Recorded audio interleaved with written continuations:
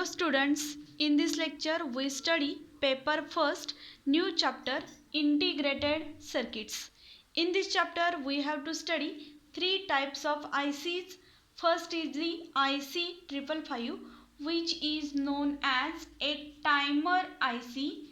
In most of electronic equipments or electronic industries, IC 555 is used as timer IC. Then second IC is IC 741. As we studied earlier, the IC 741 is the op-amp IC, that is operational amplifier IC. 741 हा IC कशाचा आहे तर operational एम्प्लिफायरचा आहे. Operational amplifier in डिटेलमध्ये आपण previous chapter बघितलेलं आहे.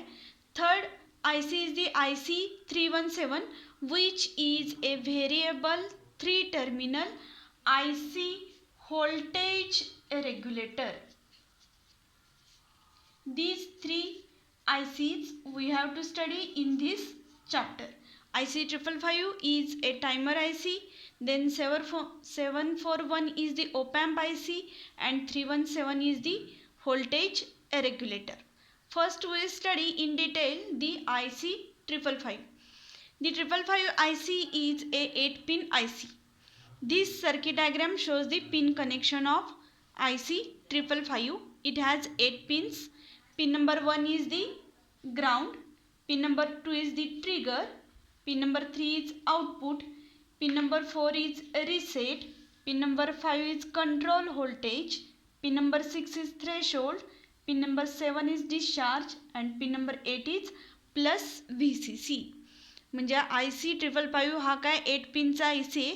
प्रत्येक पिनचं एक वेगळं वर्किंग आहे. ह्याला 555 का म्हटलं जातं तर इंटरनल कन्स्ट्रक्शन डायग्राममध्ये तिथं 3 5K रेजिस्टर्स यूज केलेले आहेत म्हणून त्याचं नाव काय IC 555. हा जो काय क्वेश्चन आहे तो ओरलमध्ये विचारला जाऊ शकतो की टायमर IC जो काय त्याचं नाव IC 555 असं का आहे. तर काय ते 3 रेजिस्टर्स यूज केलेले जे आहेत व्होल्टेज डिवायडरमधले त्यांची व्हॅल्यू किती आहे तर 5K 5K अँड 5K. मग आता 8 पिनचा IC. पिन नंबर 1 काय ग्राउंड आहे. पिन नंबर 2 ट्रिगर आहे. पिन नंबर 3 आउटपुट आहे. पिन नंबर 4 रिसेट आहे. Pin number 5 control voltage. Pin number 6 threshold. Pin number 7 discharge and pin number 8 plus VCC.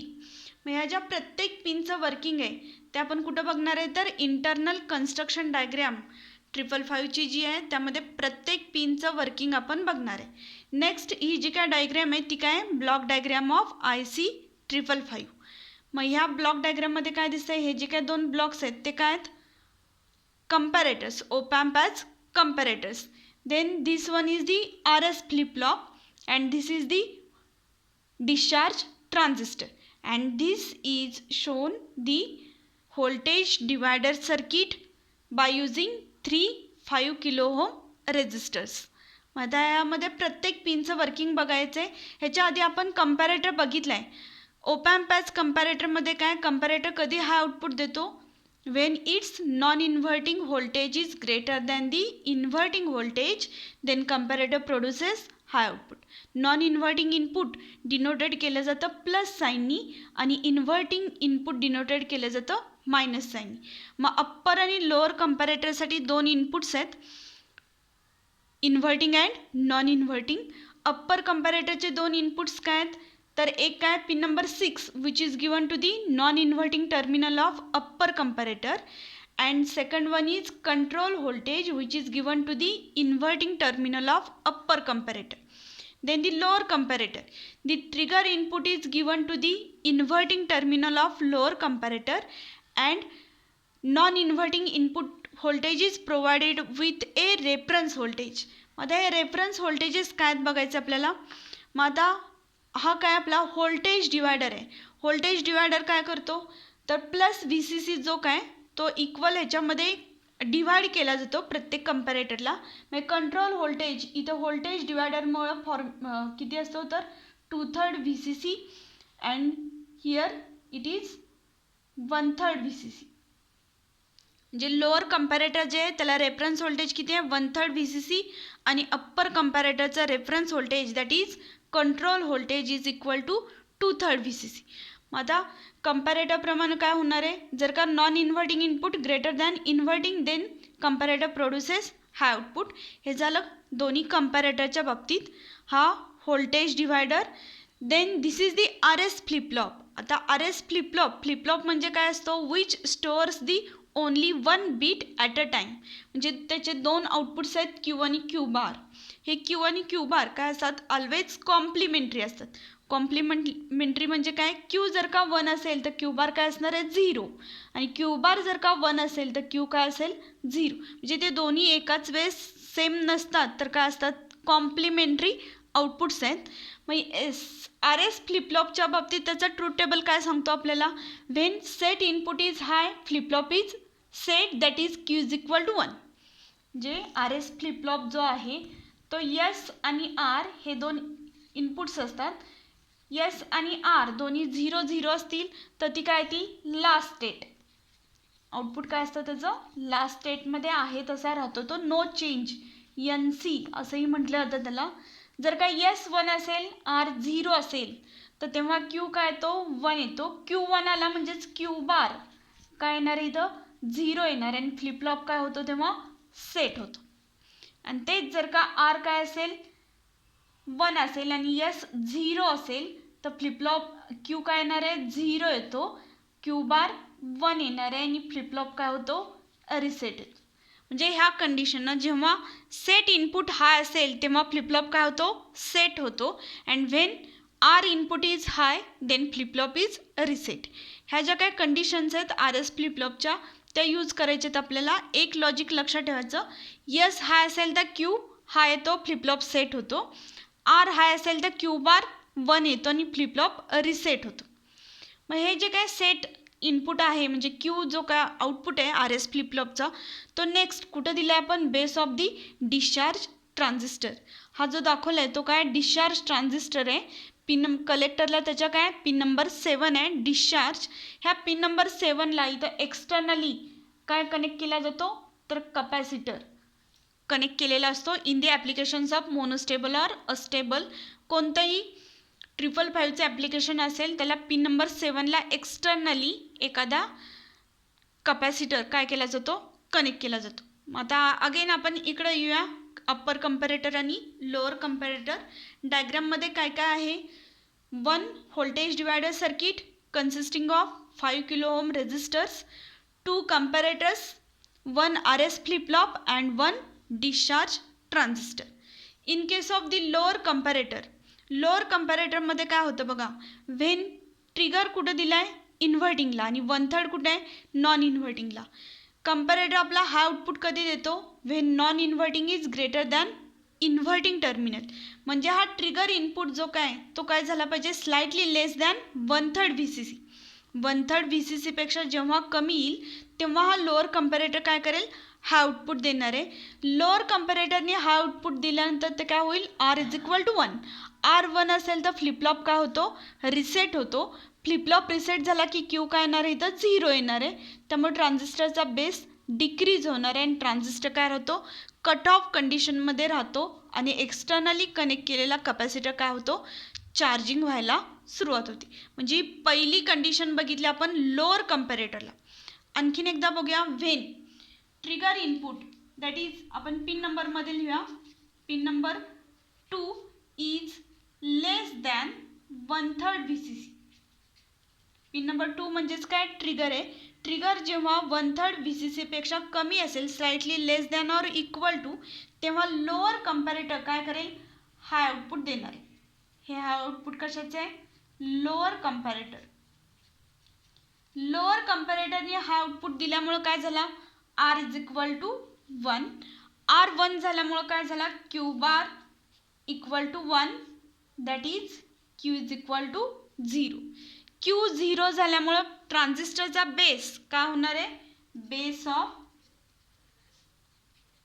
Transistor decreases, downward arrow that is decrease in the voltage, base of transistor decreases and transistor remains in the cut off state.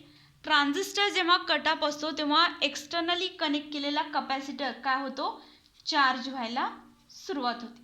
ही झाली पहिली condition. Wien pin number 2 is less than 1/3 VCC, lower comparator gives the high output, then R is equal to 1, Q bar is equal to 1.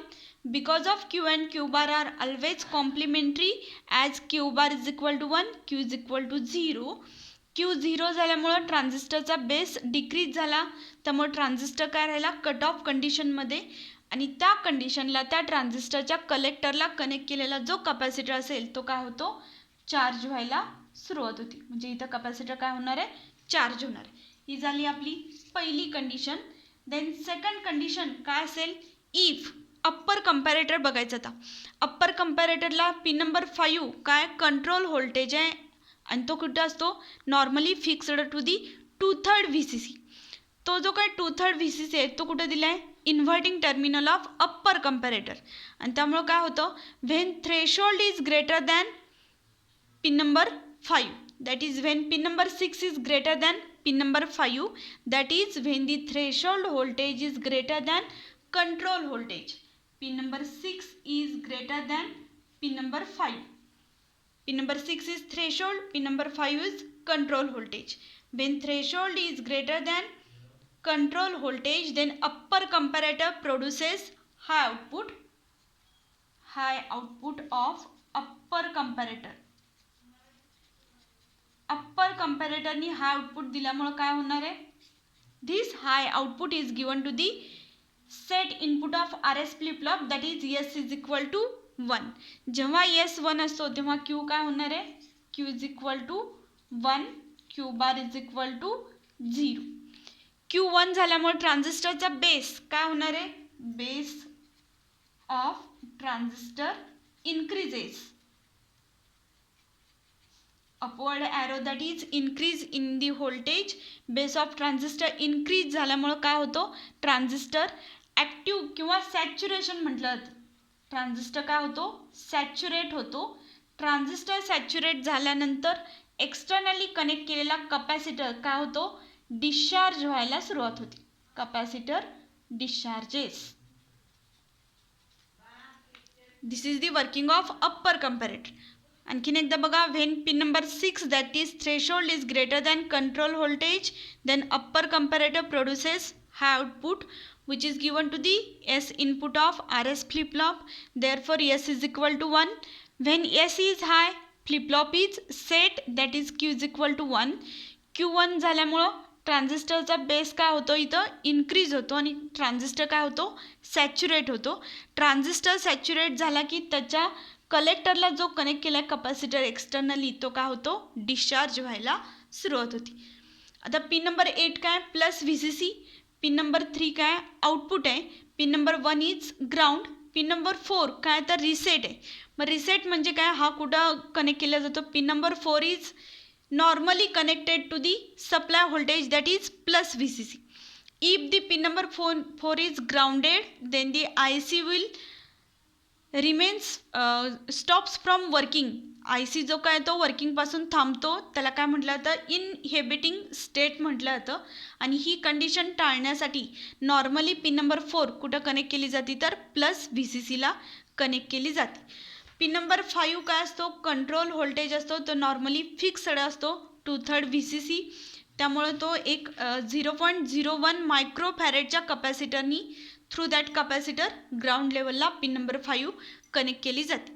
Pin number 6 is threshold, pin number 2 is trigger. External trigger pulse is applied to this pin number 2. Pin number 1 is ground, pin number 3 is output, pin number 7 is discharge pin. हे झाली block diagram of IC 555. आणखीन एकदा आपण step by step बघूया. इथं पहिल्यांदा लक्षात ठेवताना कंपॅरेटरचं वर्किंग लक्षात ठेवायचं. कंपॅरेटर कधी हाय आउटपुट देतो, Wien non inverting is greater than inverting input voltage. हे जे लॉजिक आहे कंपॅरेटरचं हे नेहमी डोक्यात ठेवायचं आणि त्याच्यावरून हे वर्किंग लक्षात राहणार आहे. RS फ्लिप फ्लॉपला लक्षात काय ठेवायचं, S is equal to high. S high असेल तर फ्लिप फ्लॉप सेट होतो, R हाय असेल तर फ्लिप फ्लॉप रिसेट होतो. मग फ्लिप फ्लॉपच्या आउटपुटला काय कनेक्ट केलं आपण, ट्रान्झिस्टरचा बेस काय Q ह्या आउटपुटपासून डिराईव्ह केलेलं आहे.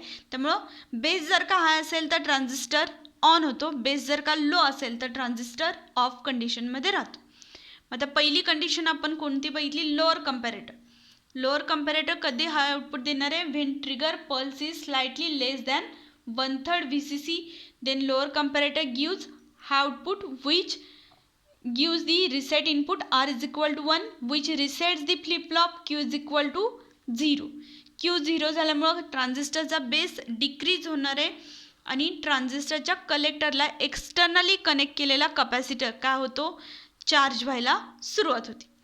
अप्पर कंपॅरेटर कधी हाय आउटपुट देतो, when threshold is greater than this control voltage, that is non-inverting terminal is greater than inverting terminal, then upper comparator gives high output which is given to the set input of RS flip flop.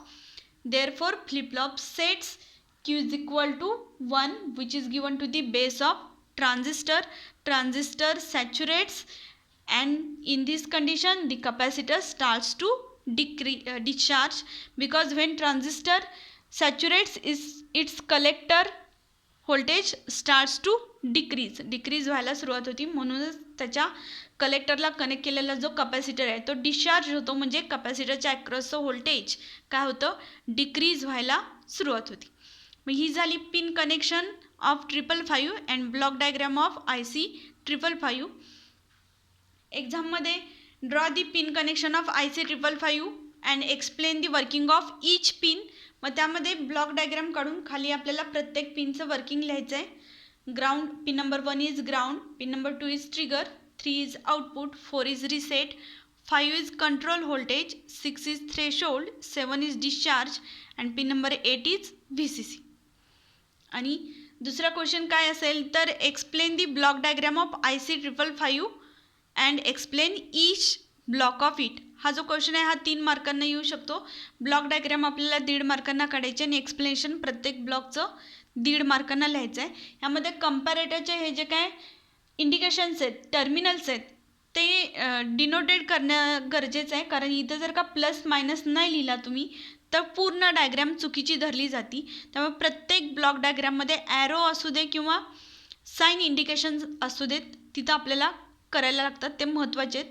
ते जर का राहिले तर पूर्ण diagram 1.5 मार्कांच्यापैकी फक्त 0 mark दिला जाईल, तिथं पूर्ण डायग्राम चुकीची धरली जाईल. त्यामुळे हे plus minus, inverting, non inverting ओपॅम्पच्या सिम्बॉल्समध्ये येणं गरजेचं आहे. ही झाली block diagram of IC 555. Next आपल्याला बघायचे आहेत applications of IC 555. Most of applications आहेत, त्यामध्ये आपल्याला आता ह्या चॅप्टरमध्ये monostable multi vibrator, astable multi vibrator, frequency shift keying, ते पल्स पोझिशन मॉड्युलेटर ह्या ॲप्लिकेशन्स बघायचे आहेत. नेक्स्ट लेक्चरला आपण बघणार आहे IC 555 as monostable multi vibrator or which is also known as a monostable timer. Thank you.